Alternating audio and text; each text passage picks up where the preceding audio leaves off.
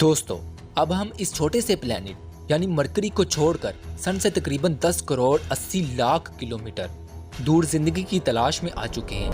ये जो आपको पीले रंग का बड़ा सा प्लेनेट आग के शोलों में लिपटा हुआ नजर आ रहा है, ये प्लेनेट वीनस है। कुछ लोग तो इसे मोहब्बत की देवी भी कहते हैं। दोस्तों, वीनस जो हमारे सोलर सिस्टम का दूसरा और सबसे गर्म तरीन प्लेनेट है, इसकी डिस्कवरी आज से हजारों साल पहले ही एशियन इजिप्शियन के दौर में ही कर ली थी। लेकिन इसे सबसे पहले 1610 में गैलीलियो गैलीली ने अपने टेलीस्कोप की मदद से देखा। ये प्लेनेट हमारी अर्थ से 24 करोड़ 40 लाख किलोमीटर के फासले पर मौजूद है। दोस्तों, अगर हम इस प्लेनेट के डायामीटर की बात करें तो इसका डायामीटर 12,104 किलोमीटर है, जो कि हमारी अर्थ से थोड़ा कम है। इसी वजह से इस प्लेनेट को अर्थ की ट्विन सिस्टर भी कहते हैं। और इस प्लेनेट का मरकरी प्लेनेट की तरह अपना कोई चांद नहीं है।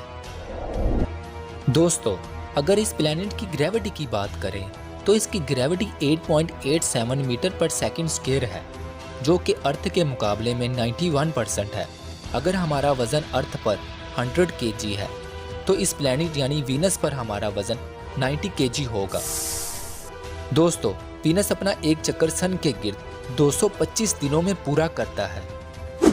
हमारे सोलर सिस्टम के तमाम प्लेनेट स्वाय वीनस के अपने एक्सिस में एंटी क्लॉकवाइज रोटेट करते हैं, लेकिन वीनस प्लेनेट की सबसे अजीब बात यह है कि ये प्लेनेट अपने एक्सिस में क्लॉकवाइज रोटेट करता है।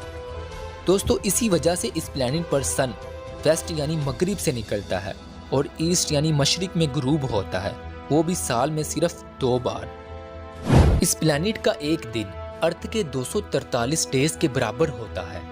वीनस जब सन का एक चक्कर कंप्लीट करता है तो इसका एक दिन कंप्लीट होता है।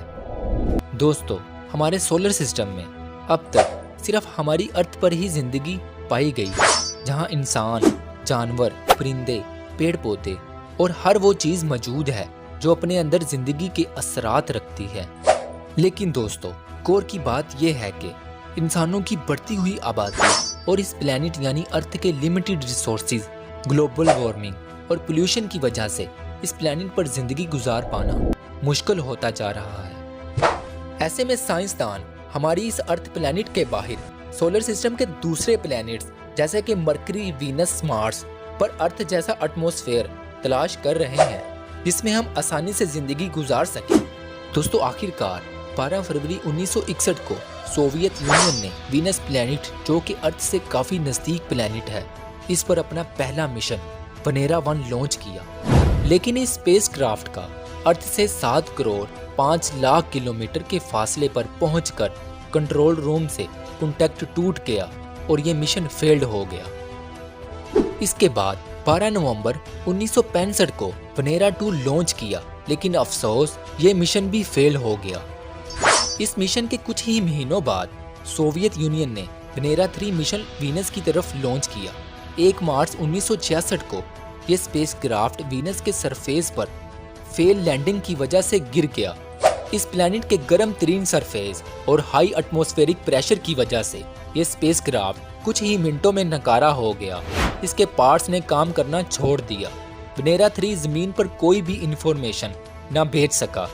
लेकिन दोस्तों, ये वो पहला स्पेसक्राफ्ट था जो वीनस के हॉटेस्ट सरफेस को टच कर पाया। वेनेरा 3 के बाद वेनेरा 4, वेनेरा 5 और वेनेरा 6 वीनस पर भेजे, लेकिन ये सब मिशन भी नाकाम रहे। लेकिन दोस्तों, साइंसदानों ने भी हार ना मानी और वो हर मिशन के बाद अपनी नाकामियों से कुछ सीखते और अपने स्पेसक्राफ्ट को पहले से ज्यादा एडवांस करते। आखिरकार 17 अगस्त 1970 को सुबह 10:38 पर वेनेरा 7 मिशन वीनस की तरफ लॉन्च किया। 15 दिसंबर 1970 को ये स्पेसक्राफ्ट वीनस के गर्म तरीन सरफेस पर लैंड कर गया। दोस्तों, ये मिशन 23 मिनट तक जारी रहा, फिर फेल हो गया। इसके बाद वेनेरा 8 और फिर वेनेरा 9 मिशन को लॉन्च किया गया। ये स्पेसक्राफ्ट 53 मिनट तक वीनस के सरफेस की स्टडी करता रहा, फिर इसी के एटमॉस्फेयर में लापता हो गया। इस स्पेसक्राफ्ट के जमीन से सिग्नल टूटने से पहले ये एक ऐसी इंफॉर्मेशन दे गया जो साइंसदानों की बरसों की मेहनत को जाया होने से बचा गया। ये जो आप ब्लैक एंड व्हाइट पिक्चर देख रहे हैं, ये वो पहली वीनस की पिक्चर थी जो वेनेरा 9 ने ही ली थी। इसके बाद वनेरा 13 ने वीनस प्लैनेट की कलरफुल पिक्चर ली। 1982 को इसने अर्थ पर भेजी। लेकिन दोस्तों, जो मिशन सबसे ज्यादा वीनस के सरफेस की स्टडी करने में कामयाब रहा वो नासा का पायोनियर मिशन था, जो 1978 को वीनस की तरफ लॉन्च किया। ये स्पेसक्राफ्ट 4 दिसंबर 1978 को वीनस के ऑर्बिट में दाखिल हो गया। ये स्पेसक्राफ्ट 12 साल तक वीनस के सरफेस की स्टडी करता रहा। दोस्तों, इन मिशनों के जरिए हमें ये जानने को मिला कि वीनस प्लैनेट के गिर्द गैसों का बहुत बड़ा जाल है, और जब इन पर सन की रेडिएशन पड़ती है तो ये इस रेडिएशन का 70% वापस रिफ्लेक्ट कर देती है। इसी वजह से वीनस हमारे सोलर सिस्टम में चांद के बाद सबसे ज्यादा रोशन नजर आता है। इसके एटमॉस्फेयर में ज्यादातर कार्बन डाइऑक्साइड जो 96.5% है, 3.4% नाइट्रोजन और सिर्फ 1% हीलियम गैस मौजूद है। और इसके सरफेस पर 10 लाख से भी ज्यादा वोल्केनो हर वक्त आग उगलते रहते हैं और इस पर तेजाब की बारिश होती है। और दोस्तों, इसके सरफेस पर बड़े बड़े माउंटेन पाए जाते हैं। अगर हम इस पर सबसे हाईएस्ट माउंटेन मैक्सवेल की बात करें तो ये इसके सरफेस लेवल से 11 किलोमीटर ऊंचा है। और अगर हम इसका कंपैरिजन हमारी अर्थ पर मौजूद सबसे हाईएस्ट माउंटेन माउंट एवरेस्ट से करें तो ये सिर्फ 8.8 किलोमीटर ही ऊंचा है।